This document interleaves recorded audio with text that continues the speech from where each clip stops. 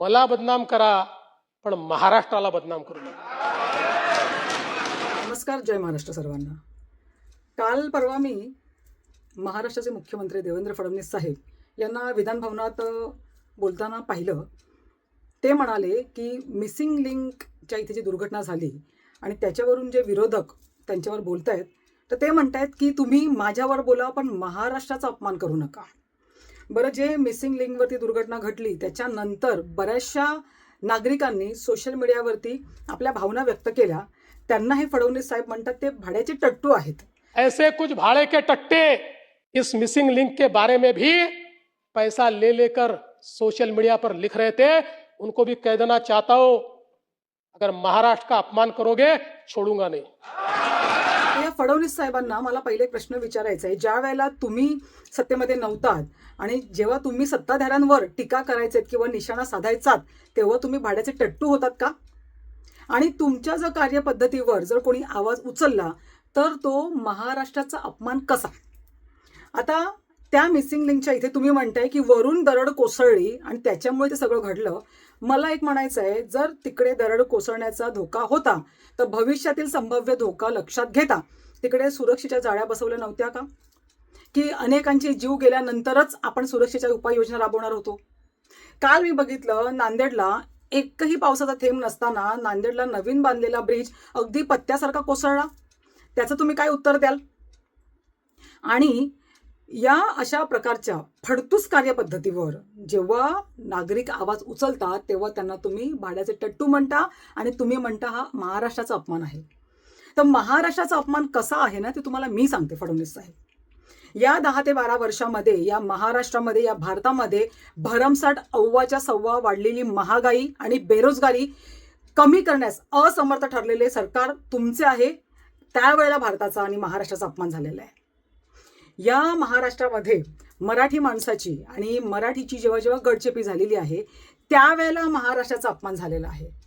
या भारत देशामध्ये, या महाराष्ट्रामध्ये तुमच्या सत्तेमध्ये बसलेल्या बऱ्याचशा नेत्यांनी वेळोवेळी आपल्या महापुरुषांवरती टीका टिप्पण्या केल्या, त्यांच्यावरती अपमानास्पद टीका केल्या, त्यावेळेला महाराष्ट्राचा अपमान झाला। या ठिकाणी ज्या वेळेला यूपीमधनं ट्रेनमध्ये महिला जेव्हा प्रवास करत होत्या त्यावेळेला त्या ट्रेनमध्ये त्या महिलांवरती काही पुरुषांकडनं अश्लील कृत्य करण्यात आले। त्या महिला जेव्हा नागपूरला उतरल्या आणि पोलीस ठाण्यामध्ये कंप्लेंट देण्यासाठी गेल्या, तिकडच्या पोलिसांकडनं जेव्हा त्यांना सांगण्यात आलं इकडे नाही, तुम्हाला यूपीला जाऊन कंप्लेंट करावी लागेल, अशा वेळेला नागपूरमध्ये जिकडे राज्याचे मुख्यमंत्री तसेच गृहमंत्री देवेंद्र फडणवीस साहेब यांचं घर आहे, अशा ठिकाणी सुद्धा जर महिलांचे सुरक्षा त्यांना मिळणार नसेल तर त्यावेळेला महाराष्ट्राचा अपमान होतो। या राज्यामध्ये, या देशामध्ये या 10 ते 12 वर्षात महिलांवरती वाढलेले अत्याचार हे पाहिलं की महाराष्ट्राचा अपमान होतोय।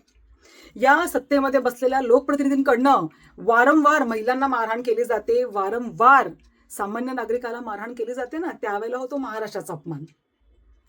आणि तुमच्याच लोकप्रतिनिधींकडनं, तुमचे आमदार असतील, तुमचे खासदार असतील, लोकशाहीचा चौथा स्तंभ मानला जातो अशा पत्रकारांना आई बहिणीवरनं शिवीगाळ केली जाते आणि त्याच प्रकारे त्यांना जीवे मारण्याची धमकी दिली जाते ना, त्यावेळेला होतो महाराष्ट्राचा अपमान। ज्या वेळेला नीट पेपर फुटी आणि टीईटी पेपर फुटी तुम्ही थांबवू शकत नाही, परंतु दुसऱ्या पक्षाचे आमदार आणि खासदार फोडून संविधानाची पायमल्ली करून लोकशाही जेव्हा वेशीवर टांगली जाते ना, त्यावेळेला होतो ह्या महाराष्ट्राचा अपमान। या महाराष्ट्रामध्ये प्रत्येक वेळेला ज्या ज्या नागरिकांनी आवाज उचलण्याचा प्रयत्न केला तेव्हा त्यांच्यावरती खोटे नाटे गुन्हे टाकून त्यांना जेव्हा जेलच्या मध्ये टाकलं जातं आणि त्यांचं बोलण्याचं व्यक्ती स्वातंत्र्य जेव्हा हिरावलं जातं ना, त्यावेळेला अपमान होतो ह्या महाराष्ट्राचा। वोट चोरी करून जेव्हा तुम्ही सत्ता स्थापन केली ना, त्यावेळेला झाला ह्या महाराष्ट्राचा अपमान। ज्या वेळेला अशा लोकांवर, ज्यांच्यावर बरेचसे बलात्काराचे गुन्हे आणि इतर गुन्हे आहेत, असल्या लोकांना तुम्ही तुमच्या पक्षामध्ये घेता आणि तुमच्या वॉशिंग मशीनमध्ये धुवून जेव्हा स्वच्छ करताना त्यावेळेला होतो ह्या महाराष्ट्राचा अपमान। आम्ही जनतेने भरलेले टॅक्सचे करोडो रुपये खर्चून तुम्ही जे ब्रिजेस आणि पूल्स बांधता आणि जे एका मिनिटात ढासळतात ना, त्यावेळेला होतो ह्या महाराष्ट्राचा अपमान। आणि सर्वात महत्त्वाचं म्हणजे राम मंदिरावर जे हिंदू भाविकांनी दिलेल्या देणगीवर जेव्हा दरोडा टाकला जातो ना, त्यावेळेला फक्त महाराष्ट्राचा नाही पण महाराष्ट्राचा, हिंदुत्वाचा आणि या पूर्ण भारत देशाचा तो अपमान आहे. ज्या वेळेला मोदी साहेबांवर बोललं जातं त्यावेळेला तुम्ही म्हणता तो देशाचा अपमान आहे. ज्या वेळेला तुमच्या कार्यपद्धतीवर बोललं जातं तेव्हा तुम्ही म्हणता तो महाराष्ट्राचा अपमान आहे.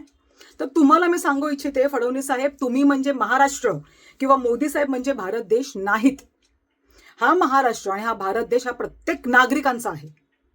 त्यामुळे तुम्ही या जनतेचे सेवक आहात, मालक बनण्याचा प्रयत्न करू नका.